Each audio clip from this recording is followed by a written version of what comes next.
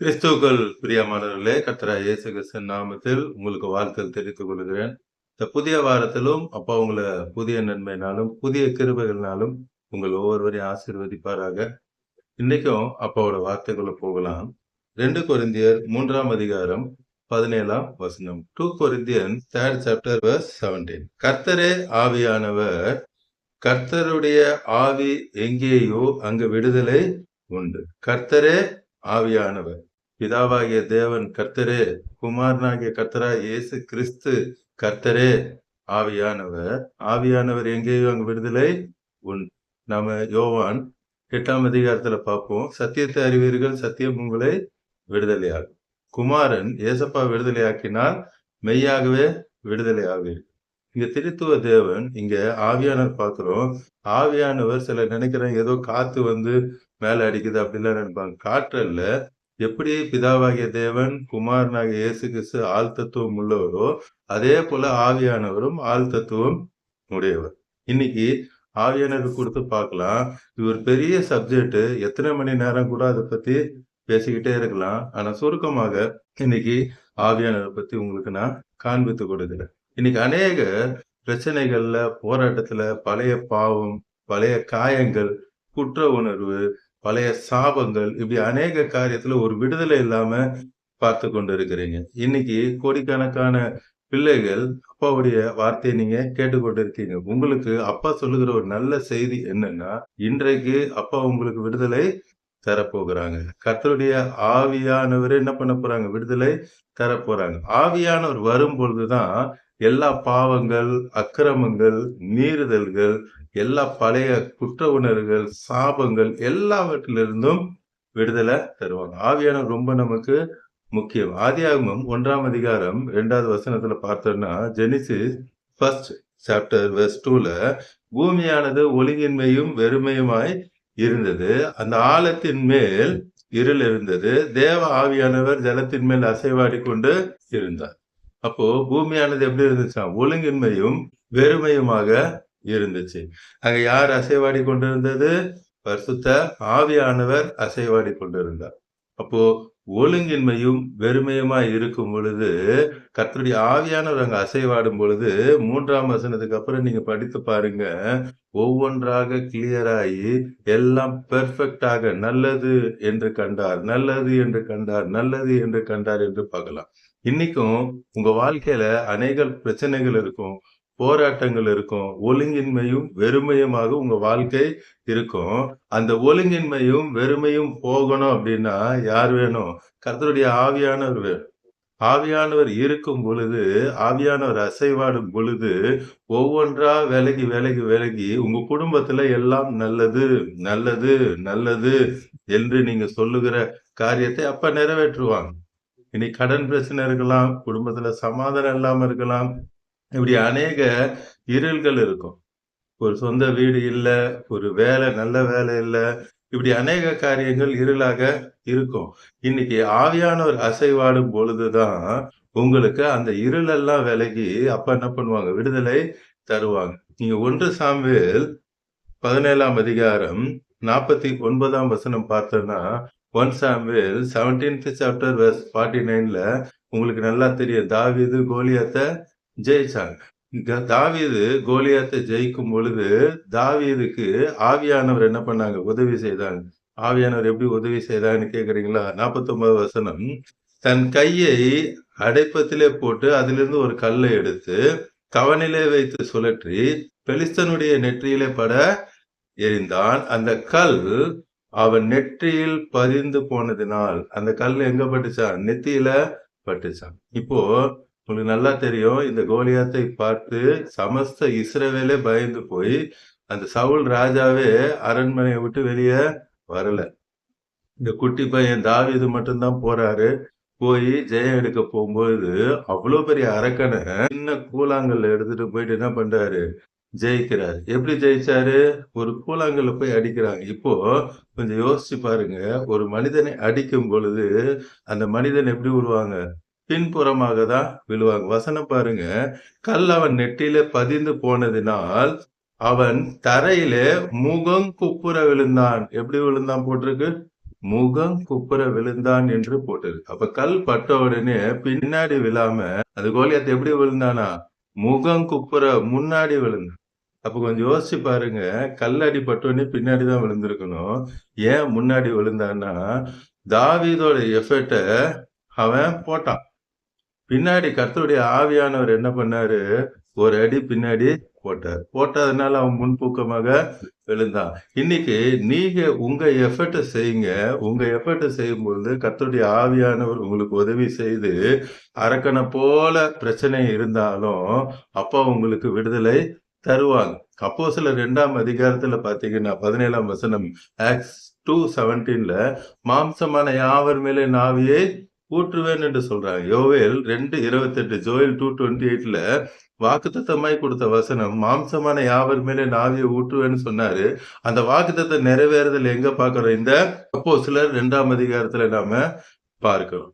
அப்பா சொன்னது போலவே ஆவியானவர் இறங்கி வந்தாங்க. அந்த ஆவியானவர் வரும் பொழுதுதான் விடுதலை உண்டு. அங்க ஒரு மெசேஜ் கொடுக்கும் பொழுது, அப்பாவோட வார்த்தையை சொல்லும் பொழுது, ஏறக்குறைய 3000 பேர், 41வது வசனம் வேர்ஸ் 41ல 3000 பேர் ரட்சிக்கப்பட்டாரு. இதெல்லாம் எப்படி நடந்துச்சுன்னு கேக்குறீங்களா? அதுக்கு முன்னாடி வசனம் பாருங்க, வேர்ஸ் 15, ஆக்ட்ஸ் 2:15, அப்போஸ்தலர் 2:15. பொழுது விடிந்து 3ஆம் மணி வேலையா இருந்தது. 3ஆம் மணி வேலைன்னா அவங்க ஊர்ல காலையில 9 மணி. இந்த பஸ்கா பண்டிகை காலைல 3 மணிக்கு ஆரம்பிப்பாங்க. இப்போ அவங்க முதல் வசனத்துல இருந்து பாத்தீங்கன்னா ஆவியானவர் இறங்க ஆரம்பிச்சிட்டாங்க. 3 மணில இருந்து 9 மணி வரைக்கும் 6 மணி நேரம் பரிசுத்த ஆவியின் அபிஷேகத்துல அவங்க நிரம்புனாங்க. அந்த காலத்துல வாட்ஸ்அப் கிடையாது, ட்விட்டர் கிடையாது, ஃபேஸ்புக் கிடையாது, ஒண்ணும் கிடையாது. ஆனா அங்க வேத பண்டிதர்கள் சொல்றாங்க, மினிமம் 25,000க்கு மேல அந்த மீட்டிங்க்கு வந்தாங்களாம். 2,00,000க்கு மேலன்னு சொல்றாங்க.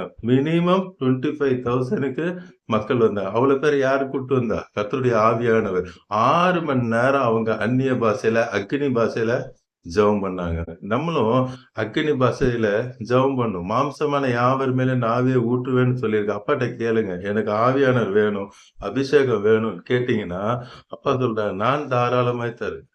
இந்த அபிஷேகம் இருக்கும் பொழுதுதான், ஆவியானவர் இருக்கும் பொழுதுதான் உங்க ஊழியத்திலேயே ஒரு வித்தியாசத்தை நீங்க பார்ப்பீங்க. நல்லா ஆவியில நிறைஞ்சு ஜெபம் பண்ணி போகும்பொழுது, குடும்பத்துல இருக்க கட்டுகள், கிரியைகள், ஊழியத்துல இருக்கிற கட்டுகள், கிரியைகள், ஊழியத்துல கட்டு இருக்குமா? இருக்கும். அநேக மந்திரத்தின கிரியைகள் இருக்குமா? இருக்கும். நம்ம ஆவியில நிறைஞ்சு ஜெபம் பண்ணும்போது தான் நமக்கு விடுதலை வரும். பிசாசு மெயினா ஊழியம் செய்கிறவங்களுக்கு தான் கட்டுகள், போராட்டத்தை கொண்டு வருவான். ஏன்னா அவன் ஊழியம் செய்யக்கூடாது. அப்ப அவங்க தான் நல்லா என்ன பண்ணணும்? ஆவியில நிறைஞ்சு ஜெபம் பண்ணணும். அப்ப விசுவாசிகள் கண்டிப்பா ஜெபம் பண்ணணும். ஆவியில நிறைஞ்சு ஜெபம் பண்ணா குடும்பத்துக்கு விடுதலை. உங்க மூலமா தான் உங்க குடும்பத்துக்கே ஒரு விடுதலை.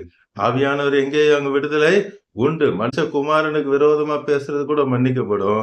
ஆவியானவருக்கு விரோதமா பேசுறது மன்னிக்கப்படவே மாட்டாது. ஆவியானவர் இருக்கிற இடத்துல தானா என்னென்ன ஒழுங்கின்மை இருக்கோ, என்னென்ன வெறுமை இருக்கோ எல்லாம் மாறும். கடைசியாக ரோமர் 8ஆம் அதிகாரத்துல 26ஆம் வசனத்துல பார்ப்போம். ரோமன்ஸ் 8:26ல இன்னைக்கு அநேகர் ஜெபம் பண்ண தெரியுமானா? நல்லா தெரியும் பிரதர்னுவாங்க. உலகத்துக்கு ஜெபம் பண்ண சொன்னா மிஞ்சி போனா 5 நிமிஷத்துல ஜெபம் பண்ணி முடிச்சிருவாங்க. ஆனா வேதத்தின்படி அப்போட வார்த்தை சொல்லுகிறது, அந்தபடியே ஆவியானவரும் நமது பலவீனங்களில் நமக்கு உதவி செய்ய வல்லவராக இருக்கிறார். நாம் ஏற்றபடி விண்ணப்பம் பண்ண அறியாதிருக்கிறதுனால, நமக்கு எப்படி ஜெபம் பண்ணணும்னு தெரியாததுனால, அப்பா என்ன பண்றாங்களாம், ஆவியானவர் தாமே வாக்கு கடங்காத பெருமூச்சுகளோட நமக்காக வேண்டுதல் செய்கிறார். அல்லேலூயா. பரிசுத்த ஆவியானவர் நீங்க கூப்பிட்டோன்னே உங்களுக்குள்ள வந்து, நாளைக்கு என்ன நடக்கும் உங்களுக்கு தெரியுமா? தெரியாது. ஏன் அடுத்த நிமிஷம் என்ன நடக்கும் தெரியுமா? தெரியாதாம். ஆவியானவர் வந்தாருன்னா, அவர் உங்களுக்குள்ள இருந்து என்ன பண்ணுவாங்க? வேண்டுதல் செய்வேன் என்று சொல்லுகிறார். உங்களுக்கு எல்லாவற்றிலும் ஜெயத்தை தருவார். அதிலே 15ஆம் வசனம் பாருங்க, வெர்ஸ் 15ல, அந்தபடி திரும்பவும் பயப்படுகிறதில் நீங்கள் அடிமைத்தனத்தின் ஆவியை பெறாமல், அப்பா பிதாவேன்னு கூப்பிடுகிற புத்திர ஸ்வீகாரத்தின் ஆவியை பெற்றிருக்கீங்க. என்ன ஆவியை பெற்றிருக்கீங்க? அப்பா பிதாவேன்னு கூப்பிடுகிற புத்திர ஸ்வீகாரத்தின் ஆவியை பெற்றிருக்கிறேன். இந்த யூடியூப் சேனல் ஆரம்பிக்கும் பொழுது அப்பா சொன்ன வார்த்தை அதுதான். என் பிள்ளைகளுக்கு சொல்லு, நான் அப்பான்றத சொல்லு. இன்னைக்கு அநேகரு அப்பான்ற அந்த வார்த்தையை விட்டுட்டு ஏதோ கடவுள் அப்படின்னு சொல்லி ரொம்ப தூரமா என்ன வைக்கிறாங்க. நான் தூரமா இல்ல, நான் உங்களுடைய தந்தையாக, அப்பாவா தான் இருக்கிறேன்னு சொல்லி செப்டம்பர் 17ஆம் தேதி 2025ல இந்த யூடியூப் சேனல ஆரம்பிச்சேன். கிட்டத்தட்ட 1 மாதத்துக்கு மேலாக அப்பாவ குறித்தே தான் நான் மெசேஜ் குடுத்து கொண்டு இருந்தேன். நீங்க அத பார்த்தீங்கன்னா தெரியும். ஒரு 5 நிமிடம் தான் இருக்கும். அந்த பழைய மெசேஜ் கேட்டீங்கன்னா, அவர் நம்முடைய அப்பா. நீங்க அந்த உரிமையா அப்பா, அப்பான்னு கூப்பிடும் பொழுது தான், அப்பா, பிதாவேன்னு கூப்பிடுகிற புத்திர சுவிகாரத்த தந்திருக்கிறாங்க. உங்களுக்கு அற்புதங்களும், அடையாளங்களும் எண்ணற்ற விதமாக அப்பா செய்வாங்க. நீங்க அப்பான்னு கூப்பிடும்போது அவ்வளோ சந்தோஷப்படுவாங்க. இன்னைக்கு ஆவியானவர் வந்து உங்கள நிரப்ப போறாங்க. யார் யாரெல்லாம் உள்ளத்தின் ஆழத்திலிருந்து, அப்பா என்ன நிரப்புங்க, எனக்கு பரிசுத்தாவின் அபிஷேகம் வேணும்னு கேட்கிறீங்களோ, பார்த்து கொண்டிருக்கிற கோடிக்கணக்கான பிள்ளைகள் உங்க எல்லாரையும் இந்த நேரத்துல பரிசுத்த ஆவினால் அப்பா உங்கள நிரப்ப போகிறார். இப்பொழுதும் கண்களை மூடி கல்வாரி சிலுவையை பார்க்கலாமா? அன்பின் பரலோக தகப்பனே, இப்பொழுதும் அப்பா கோடிக்கணக்கான உடைய பிள்ளைகள் பார்த்து கொண்டிருக்காங்கப்பா. இன்னைக்கு நீங்க சொன்னீங்க, பார்த்து கொண்டிருக்கிற என் பிள்ளைகளை என்னுடைய ஆவியினால நிரப்ப போகிறேன் என்று சொல்லி. இப்பொழுதும் இந்த நொடியே பார்த்து கொண்டிருக்கிற கோடிக்கணக்கான உடைய பிள்ளைகள் ஒவ்வொருவர் மேலேயும் பரிசுத்தாவின் அபிஷேகத்தை நீங்க ஊற்றிக் கொண்டிருக்கிறதுக்காக நன்றி. தேங்க்யூ ஹோலி ஸ்பிரிட் அப்பா.